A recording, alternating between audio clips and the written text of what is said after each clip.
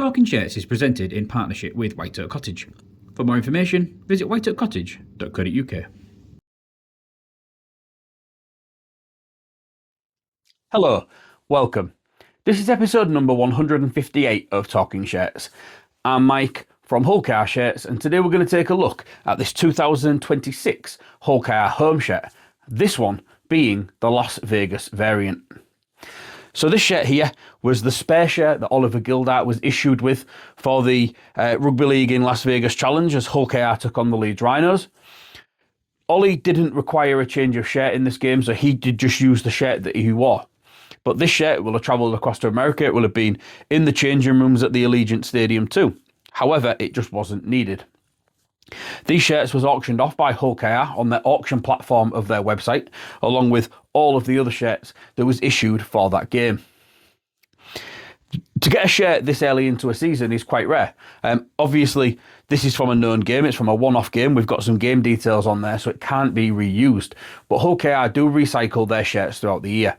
So shirts that are worn in one game are often worn in the next and the next and the next until there is a need that it needs to be replaced because of damage or just something that takes it out of its cycle. So to get a shirt this early in a season, as I've mentioned, it is quite rare, but something that I absolutely love.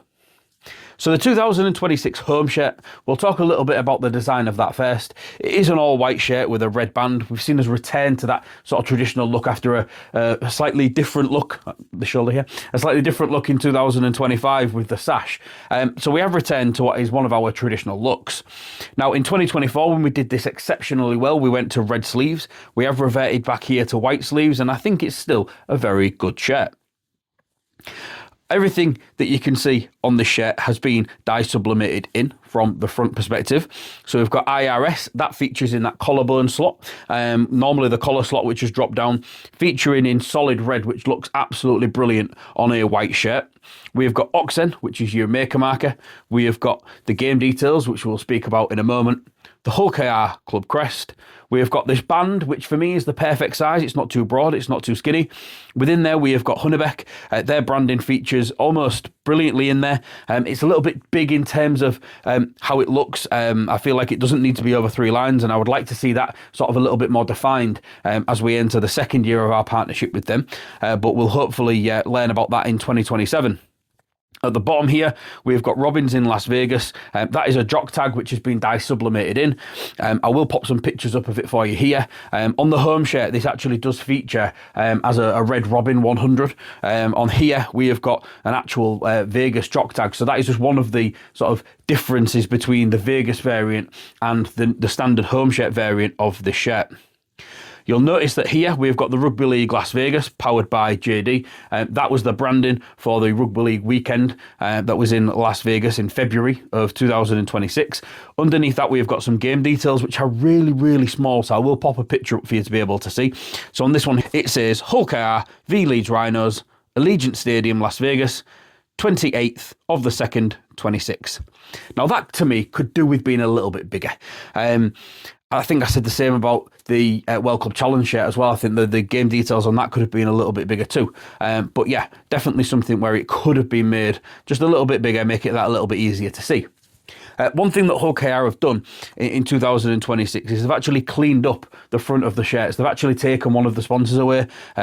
Obviously on this one here, it kind of looks very similar because this appears to be a sponsor even though it technically isn't. I guess it kind of is, but on the standard home shirt, that would be completely plain. We would normally see the Oxen logo in the middle, and then we would have a sponsor on that right chest there as wearing. So they have cleaned it up, and it is nice to be able to kind of have a shirt that doesn't have as many sponsors on the front of it. Although the ones that do appear on here, they look okay aside from the SA from Hunnebeck, but I get it. It makes sense. Hopefully that will be, as I've mentioned earlier, be refined for 2027. So let's have a look at these sleeves here. So on this sleeve here, we have got the University of Hull that has been dye sublimated. These guys have been a partner of Hull KR for a few years now. Really nice to see them continuing their partnership. We have got their sort of current branding on there. We have seen it in a few different forms over the last couple of years. And then finishing off these sleeves nicely is this red cuff. And on this red cuff, we have got the Robins, which features all the way around, which I think it's fine. And I don't totally hate it. In fact, I really like it. But I just think that I would have maybe have not had it on two kits, because it's also features on the Red Robin shirt. And it might have been better suited just to being solo, a solo appearance on that Red Robin shirt, opposed to it being on two. Because then I think, well, why did you not do it on all three?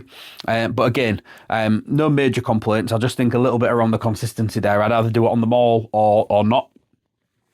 And then let's have a look at this other sleeve here. So this sleeve, we've got a little bit more to talk about. So on here, we've actually got a sponsor. And what that is that is Paintwork Express Car Body Repairs. Now, that branding doesn't actually feature on the replica shirts of these 2026 shirts, whether that be the standard one or whether it be the Vegas variant. In fact, it doesn't feature on the LCD or the Red Robin either. This was clearly a late sponsorship agreement. Now, on this one here, it has been heat applied, but it's been heat applied in small parts. So if you can imagine sort of like an image, and if it was like a PNG image where the background has been taken out, so you purely just got your words and your logo. That is how it has been heat applied to this shirt. Now, when I've been looking at some of the pictures from the home shirt and the away and the LCD, to be fair, that's actually been heat applied on a patch, which will make it far easier for maintaining the quality of that. These letters will probably start to peel off, which would be really difficult to replace just one letter. Whereas if you've got a full patch, it's probably not actually going to perish throughout the season, which will make that much easier to maintain, which is probably why they've moved from that way to this one. Looking at this competition patch here, we've got the Betfred Super League competition patch. Now, this competition patch has been modified to imply elements of the American flag. So we've got the stars and the stripes, which have kind of hidden behind the Super League logo, but there's enough of them there for you to be able to see and to work out what it is. Now, this logo was, I believe, designed by somebody at Hull KR. This was then sent off to Super League. They loved it. And then it started to feature across other clubs, i.e. Leeds Rhinos in this scenario. They had it on their competition patch as well. So if it wasn't for Hull KR, these Vegas sleeve patches probably wouldn't have existed. It was used across other types of merchandise as well. We saw it on some of the sort of quarter zips and the long sleeve shirts that featured it within the Vegas range. And I think that if you're going to go and do something like this in Vegas, then you probably should have a competition patch which kind of connects it to that game. The one sort of criticism here, and I guess it was probably just a little bit of an oversight, is that it doesn't have any of the Champions 2025 branding within that competition patch. This was probably designed well ahead of us actually winning the grand final in 2025, and it would have been nice if it had been added and then produced onto there, but you know, I kind of understand the logistics of that. So yeah, we didn't quite get that, but we do get that across our standard competition patches for 2026. We've also got the repeated robins, which go around the cuff there on this one. So both sleeves are exactly the same from that perspective too. So that's been the front and the sides. We'll have a quick word from our sponsor, and once we've done that, we'll come back. We'll have a chat about Oliver Gildart and the back of the shirt. White Oak Cottage is a 2-bedroom luxury holiday cottage set in the stunning Lincolnshire Wolds. It has 2 ensuite bedrooms, a hot tub, wood burner, Wi-Fi, electric vehicle charger, and is pet friendly. It is ideally situated in the Wolds, yet only 15 miles from the coast and 25 miles from the historic city of Lincoln. For more information, visit whiteoakcottage.co.uk. Welcome back to episode number 158 of Talking Shirts. Before the break, we was talking our way around this shirt, which was issued to Oliver Gildart for the Rugby League in Las Vegas weekend, as Hull KR took on the Leeds Rhinos. So now, yeah, looking at the back of the shirt. So the back of the shirt is plain white. We do have some red design elements and then also a little bit of colour up at the top there. So starting at the top, we have got the American flag. That has been dye sublimated into the back of the shirt. Obviously a nod to the fact that this game was being played in Las Vegas. Below that, we have got Harrison Solway. Their branding has been dye sublimated in red on the white background, very similar to the IRS one on the front. Looks absolutely brilliant in terms of how it suits the aesthetics of the shirt, and it fits in very neatly. And then at the bottom, we have got Connexon. Now, Connexon, we have known those to be a front of shirt sponsor now for the last sort of 3 or 4 years. So to see them move into the back of shirt sponsor slot is great to see that they've been able to continue their sponsorship of the club in different ways. Obviously, it was a great year for them in 2025, being across the front of all of our shirts as we lifted every sort of trophy that was on offer to us. So yeah, they'll be very happy to be in that back of shirt spot. It's really good because that's probably a really good point of sort of photography if you think about how a rugby player makes a tackle and how their back is probably arched as they're doing that. And there is that clear shot of the Connexon branding on the back of a shirt. So if you can't have the one on the front of the shirt, this is probably the next best thing in terms of being able to sort of pick your spot. So yeah, they'll be very happy with their slot down there. As you can see, this has got Gildart, squad number 4. Gildart has been applied as a name block, so the spacing in that is absolutely brilliant. The number 4 has been heat applied as well. Now, that is slightly off-centre to me. It's not perfect. It could be a lot worse, I'll be honest. But I think it's applied okay. Just, as I said, just slightly to one side. Oliver Gildart, he joined Hull KR ahead of the 2024 season. He'd been across in Australia, obviously won trophies with Wigan Warriors before going across and trying his hand at the NRL, and a couple of years over there and sort of bouncing around a couple clubs. He did actually come back over to the UK sort of a little bit earlier than expected. He'd committed to a 3-year contract with Hull KR, but he did come back and play for the Lee Leopards. Now, that was at the end of 2023. I had the privilege of interviewing Ollie during his injury absence last year. And when I spoke to him about sort of how his move came about to Lee, he'd spoken about how his partner had some family, obviously, in that area, from them being from that area originally. And being back for a family emergency and being close to family at that time was sort of really important to them. And I think there was a bit of criticism placed on him at the time, before he'd even come to Hull KR, the fact that he would go in there on a short-term deal rather than sort of holding out and coming to us for that following season. But all of his reasonings was sort of very well put, and the fact that he was very professional about how he went about his business as well, I think speaks an awful lot about Oliver Gildart as a person as well. Moving on to now with his times at Hull KR, he's played over 40 games for the club. I'm recording this just a little bit ahead of time, so I will pop the information up, which will be factually correct about his appearances and his tries. But yeah, we're sort of in the mid-40s now in terms of his appearances for the club, and we're sort of chasing down 20 tries as well. So, you know, he's got a good sort of tries to game sort of ratio. His first season was probably not his best, probably by his standards. He did have an injury. He came back quite late on. He missed out on the grand final in 2024. 2025, he started like an absolute house on fire. Unfortunately, got injured in early May at the Magic Weekend. Missed the semi-final and the final of the Challenge Cup. Anybody that's seen the Renaissance documentary will see him with his crutches in the air. When I spoke to him, he actually said that he didn't know where his crutches was after that. He actually lost them at Wembley Stadium, but clearly didn't hamper his return, because when he did get back into the first team, he was absolutely electric at the back end of that 2025 season. Scored quite a few tries in the run into the grand final, and then put in a stellar performance in the grand final against his former club as well, to help Rovers seal their first ever Super League title.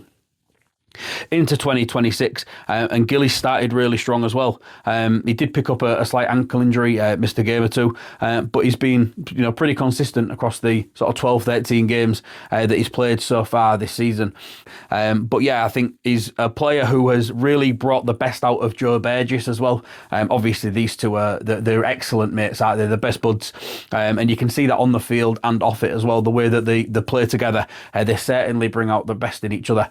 Budgie's probably, you know, in the sort of like form of his career really, in terms of his try scoring. Obviously, you know, he won his first major finals in 2025 as well. But yeah, I'll stop talking about Budgie now, because this is all about Gilly. This is a man who should have claimed a signing on bonus, I think, for Budgie coming to the club. Obviously, when he'd been released by Salford, Gilly had a word with Willie, and that's how Joe Burgess came to sign for Hull KR. So yeah, anything that guy achieves, we need to put down to Gilly, because if it wasn't for Gilly, then we probably wouldn't be in this position that we are now, with sort of one of the best wingers in the competition. So yeah, that's been episode 158. Now, anybody that watched the last episode 157, you may have noticed that I did actually suggest towards the end that there was going to be a reference to the number 58 in episode number 158 of Talking Shirts. And anybody that guessed it, I'm recording ahead of time, as I've said. So I will pop your name up on the screen if anybody does sort of give me a shout and say that they guessed it. If nothing appears, then nobody was able to guess it correct. correctly. But yeah, we lost in Vegas, didn't we? 58 points to 6. So that's the tedious connection between doing this Las Vegas shirt for episode number 158. Obviously, it would have been better if it was episode 58 and not 158. But we're really consistent here at OKR Shirts, and I've been recording these episodes now for 6.5 years. So yeah, we're well past episode number 58. So yeah, if anybody did guess that's why the the number 58 was important for episode number 158, then congratulations, well done, proud of you. But yeah, that's been everything for this episode. Like I say, it's one of these shirts where I probably got fortunate because to pick this up at auction for the price I did, it was a little over 3 figures, which I would probably be expecting to pay 2, maybe 3 times that if Rovers had have won in Vegas, which I would have much rather have been doing. I'll be honest, those 2 competition points could be vital as we head towards the sort of pinnacle of the season. So very fortunate enough to be able to add this shirt into my collection. It's the first one that I've got of Oliver Gildart.